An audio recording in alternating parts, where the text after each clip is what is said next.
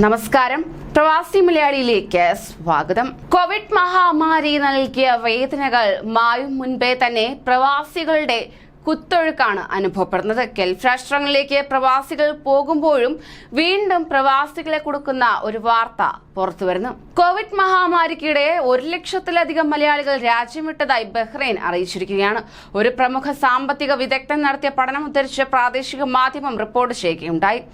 Indian സാമ്പത്തിക വിദഗ്ധനും ശാസ്ത്രജ്ഞനും doctor BA Prakash നടത്തിയ കോവിഡ് മഹാമാരിയും ഗൾഫിൽ നിന്നുള്ള മലയാളികളായ കുടിയേറ്റ തൊഴിലാളികളുടെ പലായനവും എന്ന പഠനത്തിലാണ് ഈ കണ്ടെത്തൽ ഉൾപ്പെടുത്തിയിട്ടുള്ളത്.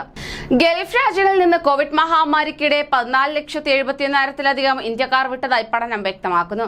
സൗദി അറേബ്യയിൽ നിന്നാണ് ഏറ്റവും അധികം മലയാളികൾ വിട്ടത്, 50%, UAE 19%, ഖത്തർ 11%, ഒമാൻ, ബഹ്റൈൻ 7% വീതം, കുവൈറ്റ് 6% എന്നിങ്ങനെയാണ് ഈ രാജ്യങ്ങളിൽ നിന്ന് പ്രവാസികൾ മടങ്ങിയത്. തിരികെ എത്തിയവരിൽ കൂടുതലും ഗൾഫ് രാജ്യങ്ങളിൽ 10-ലധികം വർഷം ജോലി ചെയ്തവരാണ്. കോവിഡ് മഹാമാരിയാണ് ഇവരെല്ലാം സ്വന്തം നാട്ടിലേക്ക് മടങ്ങാൻ പ്രേരിപ്പിച്ചത്. ഇവർ ജോലി ചെയ്ത രാജ്യങ്ങളിലേക്ക് മടങ്ങിപ്പോകുമെന്ന് ഇവർക്ക് ഉറപ്പുമില്ല. അതേസമയം ബഹ്റൈനിൽ 1-ലധികം സൗജന്യ വിസയ്ക്ക് അംഗീകാരം നൽകിയിരിക്കുകയാണ്.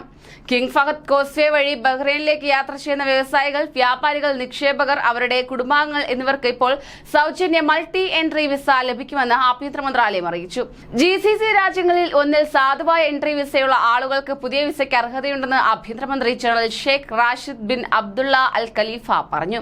ഔദ്യോഗിക ഗസറ്റിൽ പുതിയ ഉത്തരവ് അറിയിച്ചിട്ടുണ്ട്. സൗജന്യ വിസ ലഭിക്കാൻ വിസ ഉപയോക്താവ് രാജ്യത്ത് 30 ദിവസത്തോളം താമസിക്കണം. എന്നാൽ ഫീസില്ലാതെ സമാന കാലയളവുകളിലേക്ക് അത് മാറാം.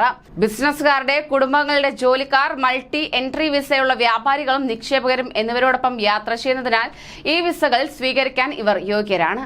കൂടുതൽ പ്രവാസി വാർത്തകൾക്കായി ഈ ചാനൽ സബ്സ്ക്രൈബ് ചെയ്യൂ.